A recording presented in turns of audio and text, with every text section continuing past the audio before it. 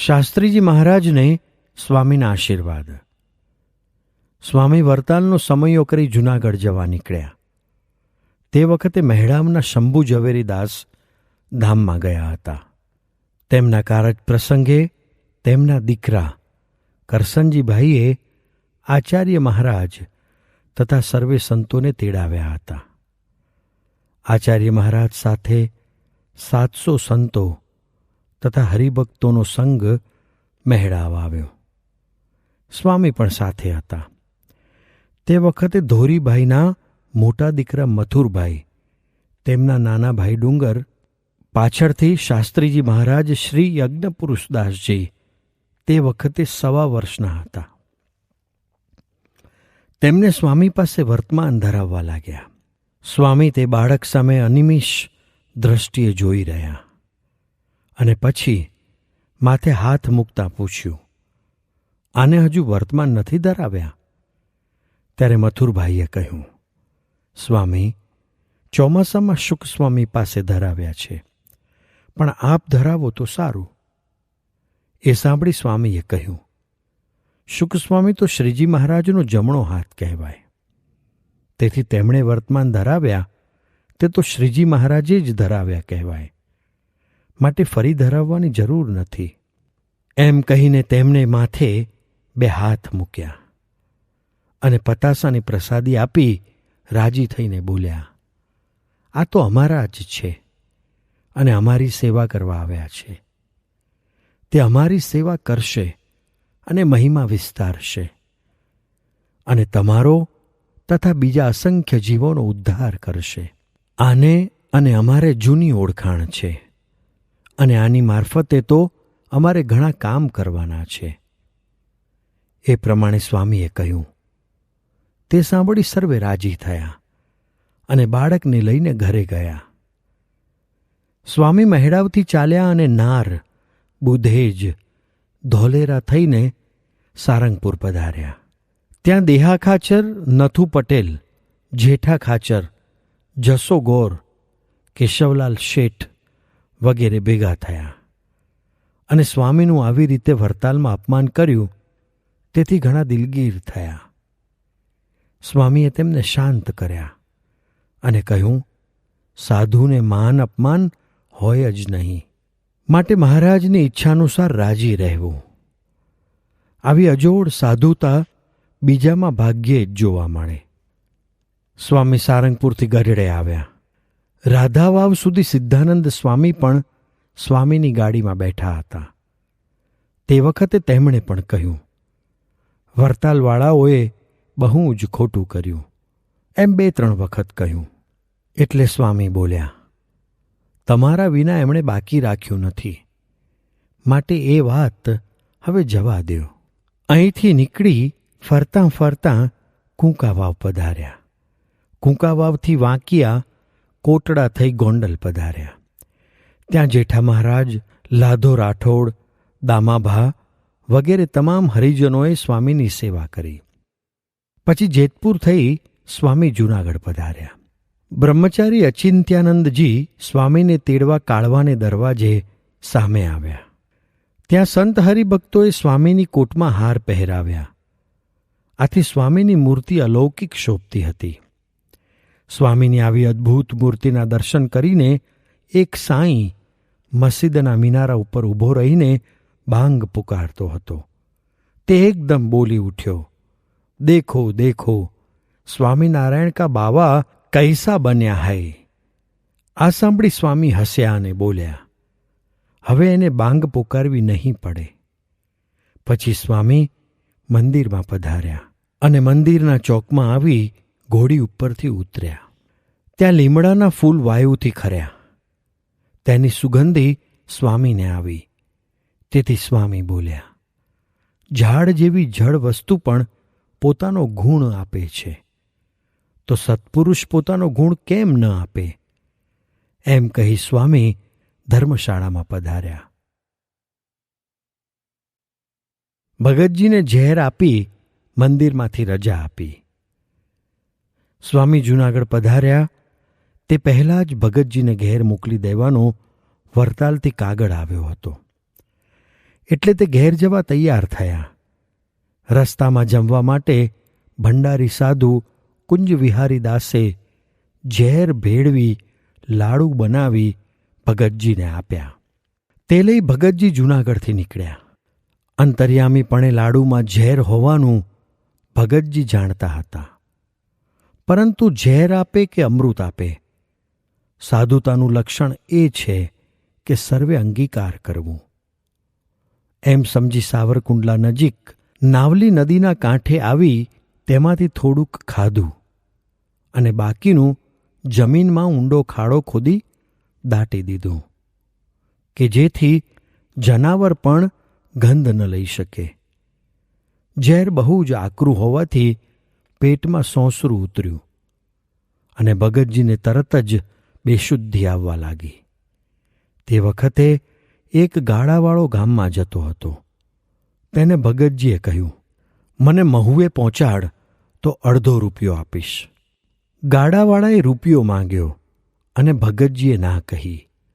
એટલે ગાડાવાળો ગામમાં ગયો, પણ ગામમાં ભાડું ન મળવાથી પાછો ફર્યો અને ભગતજીને બેસાડીને મહુવા પહોંચાડ્યા. મહારાજે દર્શન દઈ દવા કરી. ભગતજીને ઝેરની અતિ આકરી અસર થઈ. શ્રીજી મહારાજના પ્રતાપથી ઝેર પચાવી તો શક્યા, પરંતુ આખા શરીરે ફોડલા નીકળ્યા અને શરીરની ચામડી ઉખડી ગઈ. ગળું બંધ થઈ ગયું અને કંઈ પણ ખોરાક લઈ શકાય એવી સ્થિતિ રહી નહીં. આવી ગંભીર માંદગી થઈ ગઈ એટલે તેમના મોટાભાઈ નરસિંહભાઈએ ગામના વૈદ્યને બોલાવી તબિયત બતાવી. ત્યારે તેમણે કહ્યું, કોઈકે આકરું ઝેર આપ્યું છે, તેથી ₹200 આપો તો દવા કરી મટાડી દઉં. નરસિંહભાઈએ કહ્યું, ₹200 તો આ ખોરડું ઘરાણે મૂક્યું છે. તે છૂટું કરવાના પૈસા નથી, તે તમને ક્યાંથી આપું? ભગતજીએ તેમના ભાઈને કહ્યું, વૈદ્યની દવાની જરૂર નથી.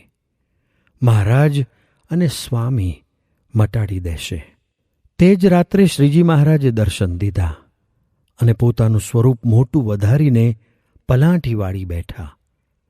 પછી ભગતજીને પલાઠીમાં સુવારીને આખા શરીરે હાથ ફેરવ્યો અને પછી કહ્યું, શેર અડદ બાફીને તેના પાણીમાં રૂપિયાભાર ઘી નાખીને તે પાણી જ ફક્ત પીવું. એમ કહી અંતર્ધાન થઈ ગયા. આ પ્રમાણે 2 માસ ઉપચાર કર્યો, ત્યારે મટ્યું. ત્યાર પછી ભગતજી ઘેર જ રહ્યા. સત્પુરુષનો હેડો. સ્વામી જૂનાગઢમાં આવ્યા તેના બીજા દિવસે બાલમુકુંદદાસજી સ્વામીને નવરાવતા હતા. એટલામાં ઘોડી હણહણી.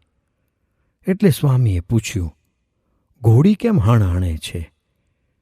ત્યારે બાલમુકુંદ સ્વામીએ કહ્યું, તેની સાથેની બીજી ઘોડી ગઈકાલે વેચી દીધી, એટલે તેની સાથે હેડો થયો હશે, તેથી હણહણે છે. આ સાંભળી સ્વામી બોલ્યા, તમને સત્સંગમાં આવે કેટલા વર્ષ થયા?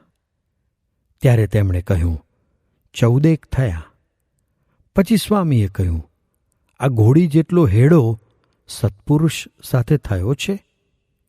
તેમણે કહ્યું, ના. ત્યારે સ્વામી બોલ્યા, મોટા પુરુષ સાથે જીવ જડ્યા વિના સુખ, શાંતિ કે ગુણ આવે જ નહીં.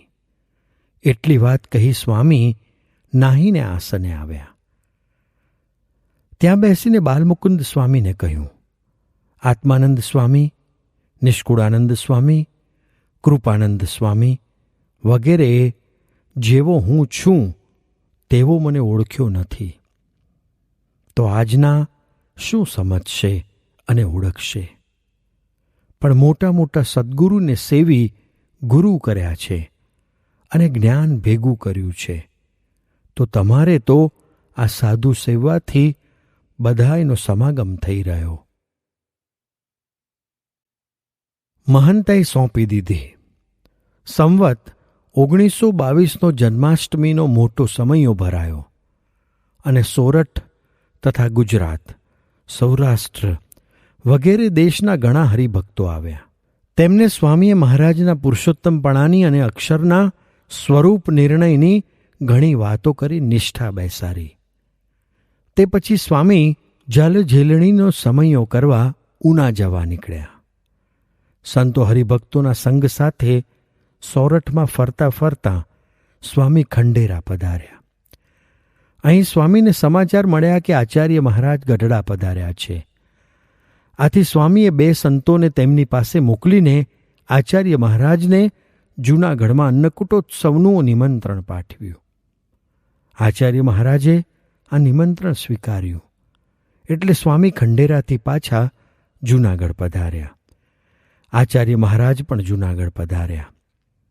અહીં 2-3 દિવસ પછી સ્વામીએ આચાર્ય મહારાજને કહ્યું, હવે અમે વૃદ્ધ થયા છીએ, માટે તમે કહો તેને મહંતાઈની ચાદર ઓઢાડીએ. આચાર્ય મહારાજે કહ્યું, અચિંત્યાનંદ બ્રહ્મચારીને ચાદર ઓઢાડો અને રઘુવીર ચરણદાસજી બધું કામકાજ કરશે. સ્વામીએ આજ્ઞા અનુસાર બધો વ્યવહાર સોંપીને હવે દિવસ રાત કથા વાર્તામાં વિતાવવા માંડ્યા. થોડા સમયમાં સંવત 1923નો અન્નકૂટનો સમયો આવ્યો. સ્વામી આચાર્ય મહારાજ સાથે આ સમયો ધામધૂમથી ઉજવ્યો. આ સમયમાં જેટલા હરિભક્તો આવ્યા હતા તે સૌને સ્વામીએ દર્શન અને વાતોનું અપાર સુખ આપ્યું. હવે પૃથ્વી પરથી પોતાને અંતર્ધાન થવાનું હોવાથી આ છેલ્લો અન્નકૂટોત્સવ હતો. આથી સ્વામી જે હરિભક્તો આવતા તેમને આગ્રહપૂર્વક રોકી કથા વાર્તા કરી મહારાજના સ્વરૂપની દ્રઢ નિષ્ઠા કરાવતા. સ્વામીનું સોરઠ અને બાબરિયાવાડમાં વિચરણ. સમયો વિખરાયા બાદ આ સમયમાં આવેલા સોરઠના હરિભક્તોએ આચાર્ય મહારાજને પોતાના ગામોમાં પધારવા વિનંતી કરી. આચાર્ય મહારાજની તબિયત સારી રહેતી નહોતી, આથી તેઓ જવા માટે રાજી નહોતા. પરંતુ સ્વામીના આશીર્વાદથી તબિયત સારી થઈ ગઈ અને તેથી સ્વામીની રુચિ જાણીને તેઓ સ્વામી સાથે સોરઠમાં વિચરણ કરવા નીકળ્યા. જૂનાગઢથી નીકળી આચાર્ય મહારાજ તથા સૌ સંતો સાથે વિચરણ કરતાં કરતાં સ્વામી ઉના પધાર્યા. ઉનામાં બહુ જ ધામધૂમથી વાજતે ગાજતે સામયું કર્યું અને સમયો પણ સારો થયો. ભગતજી તથા શામજીભાઈ ત્યાં દર્શને આવ્યા. તેમને સ્વામીએ એકાંતમાં બોલાવી વાતો કરી અને ધીરજ આપી. તેમને 3 દિવસ સાથે રાખ્યા અને રોજ પ્રસાદી મોકલાવી ખબર રખાવી. પછી સ્વામીએ તેમને ઘેર જવા આજ્ઞા કરી એટલે તે બંને ઘેર ગયા. જૂનાગઢથી જાગા ભગત વગેરે સાધુ પાળા વરતાલ જવા સારું નીકળ્યા અને બાબરિયાવાડમાં 12 પટોળી જતા જતા સ્વામી ગાડીમાં બેઠા હતા. ત્યાં તેમના દર્શન થયા. સાધુ પાર્ષદો જૂનાગઢથી હજારી હાર લાવ્યા હતા. તે સ્વામી ગાડીમાં બેઠા હતા ત્યાં આવી સ્વામીને સૌએ પહેરાવ્યા. જેમની પાસે 2 હાર હતા તેમણે બીજો હાર આચાર્ય શ્રી ભગવત પ્રસાદજી મહારાજને પહેરાવ્યો. સ્વામી સર્વને મળ્યા અને ગાડીમાં બેઠા બેઠા જાગા ભક્તને દ્રષ્ટિ વડે મળ્યા અને પૂછ્યું, સર્વ અંતરે સુખી છો ને? જૂનાગઢમાં જાગા ભક્તને સ્વામી 70 વખત મળ્યા હતા અને 1 મહિનામાં 40 વખત મળ્યા હતા. પણ તે કરતાં પણ વધુ સુખ આ પ્રસંગે દ્રષ્ટિ દ્વારે મળીને તેમને આપ્યું. પછી આગળ ચાલતા કોઠારી ગોવર્ધનભાઈને આચાર્ય મહારાજે હાર આપીને કહ્યું, આ હાર જાગા ભક્તને આપો. એટલે કોઠારીએ તે હાર મહારાજનું નામ દઈને જાગા ભક્તને આપ્યો. પછી ગામમાં પહોંચી ઉતારો કર્યો. પછી સ્વામીએ કહ્યું, નાહવા જવું છે.